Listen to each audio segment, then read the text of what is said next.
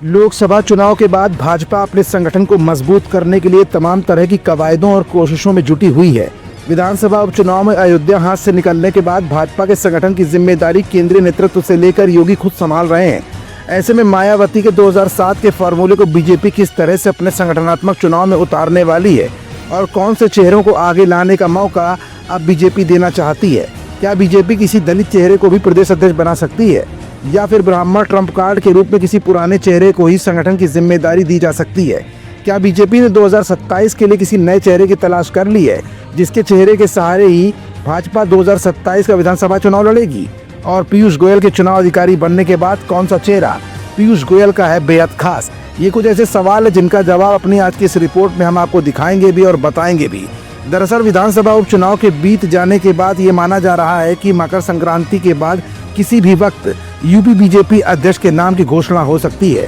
BJP के नए प्रदेश अध्यक्ष के नेतृत्व में 2027 विधानसभा चुनाव लड़ेगी। इसी को देखते हुए बीजेपी जातीय समीकरणों के साथ साथ अन्य सभी समीकरणों को भी ध्यान रख रही है। दरअसल बीजेपी ने राज्यों के प्रदेश अध्यक्ष और राष्ट्रीय कार्यकारिणी सदस्य चुनाव के चुनाव अधिकारी नियुक्त कर दिए हैं। यूपी बीजेपी प्रदेश अध्यक्ष की तैनाती के लिए केंद्रीय मंत्री पीयूष गोयल को चुनाव अधिकारी बनाया गया है। मौजूदा बीजेपी प्रदेश अध्यक्ष भूपेंद्र चौधरी का कार्यकाल अब समाप्त हो गया है। इसकी वजह से नए प्रदेश अध्यक्ष के नाम पर मंथन भी शुरू हो चुका है। मंथन से लेकर दावेदारी तक की भागदौड़ शुरू हो चुकी है। बताया जा रहा है कि बीजेपी 2027 विधानसभा चुनाव को ध्यान में रखते हुए नए प्रदेश अध्यक्ष के नाम की घोषणा करेगी। इस बार बीजेपी किसी दलित, ओबीसी या ब्राह्मण चेहरे पर भी दांव लगा सकती है। फिलहाल बीजेपी संगठन चुनाव की प्रक्रिया चल रही है। बूथ कमेटी के गठन के बाद मंडल अध्यक्षों के अधिकतर नामों की घोषणा हो चुकी है।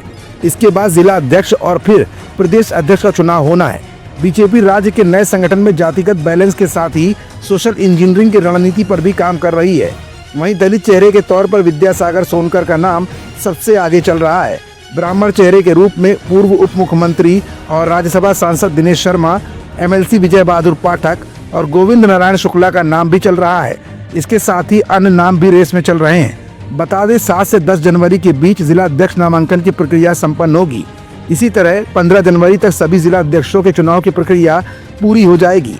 इस महीने के आखिर तक नए अध्यक्ष का चुनाव भी हो सकता है। फिलहाल पीयूष गोयल के चुनाव अधिकारी बनने के बाद बेहतर चेहरे की तलाश में बीजेपी जुट गई है। कहीं न कहीं भाजपा की मंशा ये भी है कि आने वाले 2027 का चुनाव किसी तेज तर्रार प्रदेश अध्यक्ष की अध्यक्षता में ही लड़ा जाए जिसके नेतृत्व में अयोध्या सबसे पहली प्राथमिकता पर हो।